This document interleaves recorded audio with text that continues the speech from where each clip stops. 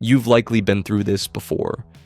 You get excited about a project, spend hours planning it, maybe even start working on it for a few days, then it just sits there. You think about it occasionally, feel some guilt, tell yourself you'll get back to it. Months pass. This happens to almost everyone. There's something specific going on when you're sitting at your desk, avoiding the thing you said mattered to you. The pattern is usually the same. Once you see it clearly, you can start working with it instead of just waiting for it to change on its own. Here's the thing about not starting. As long as your novel only exists in your head, it can't be bad. The podcast you've been planning for 8 months could still be great.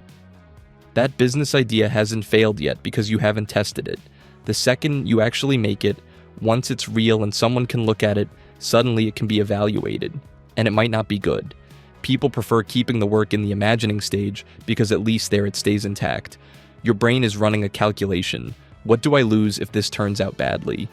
Usually it's about how you see yourself. If you think of yourself as someone who could write a good book, actually writing a mediocre one changes that story, so you don't write it. Instead, you research. You plan better systems. You wait for clarity or the right moment.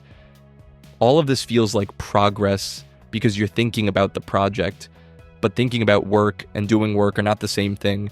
A lot of people stay in the thinking phase indefinitely because it's safer. The move that breaks this is simple. Spend 3 minutes inside the actual project. Add a line, fix a small mistake, clarify a note. Anything that puts you in contact with the real thing. The goal isn't to improve it, it's to start. To move it from an idea in your head to something that exists on the page. This single move stops the work from being abstract. It exists now. It's awkward and probably not good, and that's exactly the point. You've moved it from a thing you think about to a thing that's actually there. Tomorrow, do it again with something different. You're training your nervous system to see the project as something that exists, not something you're protecting. Someone who could be a great filmmaker, who talks about it, who has the vision, that person is more interesting than someone who made a forgettable short film and has to live with that. The version of you that might do something impressive is always easier to present than the version that tried and came up short. This is why people buy courses they never finish. Why they get the equipment before they need it.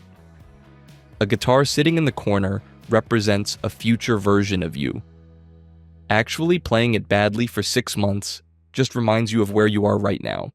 Notice how easy it is to stay in the setup phase. You adjust things, you plan things, you tweak small details, and weeks go by without touching the part that actually matters. If you've spent 3 weeks refining a logo and still haven't written the article it's meant to represent, that's not refinement.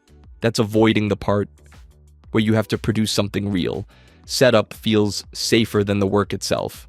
Most people don't intend to stall, it just happens. The solution is one fixed weekly commitment. Pick a day, Tuesday, whatever, and put 1 hour on your calendar. Same day, same time every week. During that hour, you do only the core work. Not setup, not planning, not research, not refinement. Put it in your calendar now like a client meeting or a doctor's appointment. You're not trying to accomplish anything grand. You're showing up whether you feel like it or not. That regularity matters more than the quality of what you produce. One Tuesday session per week is worth more than occasional bursts of inspiration or whenever you feel like at work. Starting is hard, but quitting halfway might be worse. You've already invested time, you've told a few people about it, and now you're in the middle, where nothing looks good yet and the initial excitement is gone. The beginning has momentum, the end has a finish line, the middle is just work. A lot of projects die here not because of emergencies or sudden life changes, but from a slow realization that you're not as good as you thought you'd be. Your writing feels clunky. The code breaks in ways you don't understand. The painting looks wrong and you're not sure how to fix it. Here's what happens. You compare your rough draft to finished work you admire. You're holding your demo recording up against professionally produced albums. Your brain compares the process to the product and offers you an exit. Maybe you should try something else. Maybe this was the wrong project. It reframes quitting as smart decision making instead of just quitting. The only thing that keeps people moving through the middle is finishing something, even something small. Before you open the project, decide on one specific thing you're going to fix or figure out, not everything. One thing. Maybe it's, why does this line of dialogue sound fake? Or, fix the navigation button. You sit down, you solve that one problem, and you stop. You don't try to overhaul the whole thing because that's what makes people quit. They sit down, see how much needs fixing, and leave. But one problem is manageable. You can actually complete that in a session. Then you've done something. You've solved something. That's momentum through the middle. Procrastination isn't a time management problem. It's about managing how the work makes you feel. You put things off when sitting down to do them makes you feel worse than avoiding them. You sit down to work and immediately feel the distance between what you want to create and what you're capable of creating right now. That gap is uncomfortable. So you check your phone, get more coffee, reorganize your desk, reply to emails that don't matter. These aren't random behaviors. They regulate the discomfort. They give you a temporary break from feeling inadequate. The problem is they also keep you from improving, because improving requires staying in that discomfort long enough to actually do something. Everyone has that one folder on their laptop they avoid opening because they know exactly what they'll see: half-finished attempts that remind them they started something and walked away. People think they'll come back to it when they feel ready, when life calms down, when they have more clarity. But readiness never arrives because the discomfort is built into the work itself. The trick is to lower the emotional spike around even looking at it. Every morning, open your project folder. That's it. Open it, look at what's there for 10 seconds, then close it. You're not working, you're just making it a familiar thing. Most people avoid opening their project because of the jolt of seeing the unfinished state. But if you see it every morning for 10 seconds, it becomes normal. It loses its power to make you feel bad. After a week of this, the thing that used to make you anxious is just there, part of your landscape. Then when you sit down to actually work, there's less resistance because the project is no longer a symbol of failure. It's just your project. An amateur writes when they feel inspired. A professional writes on Tuesday morning whether inspiration showed up or not. An amateur quits when it stops feeling good. A professional expects it to feel bad sometimes and keeps going anyway. Pressfield makes this distinction in The War of Art, and it's less about talent and more about how you treat the work. It's deciding the work matters more than your comfort, and then just showing up.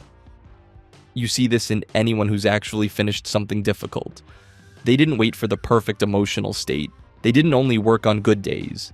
They treated it like something they do, not something they do when they feel like it. The shift is treating the work as real before it feels good.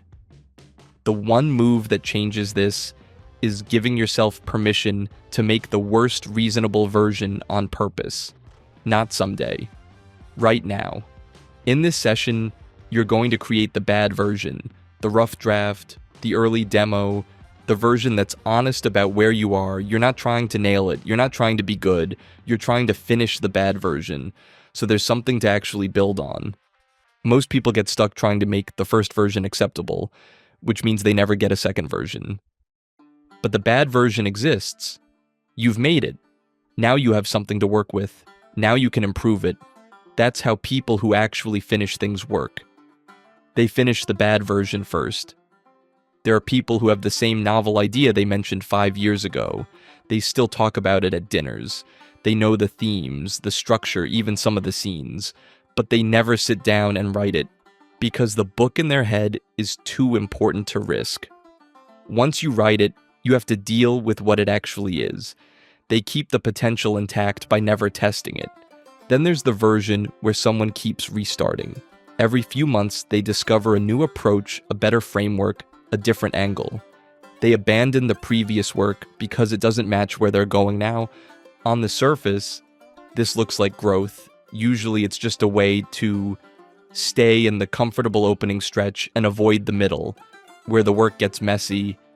You also see it in people who won't share work until it's perfect. They revise endlessly. never showing anyone, because as long as it stays private, it can't be judged. But it just means the work never leaves the hard drive. The thing that keeps people stuck in all three of these patterns is the social reward of talking about the work. You tell someone about your idea, they say it sounds great, and some part of you feels accomplished. The urgency disappears because you've already gotten the validation.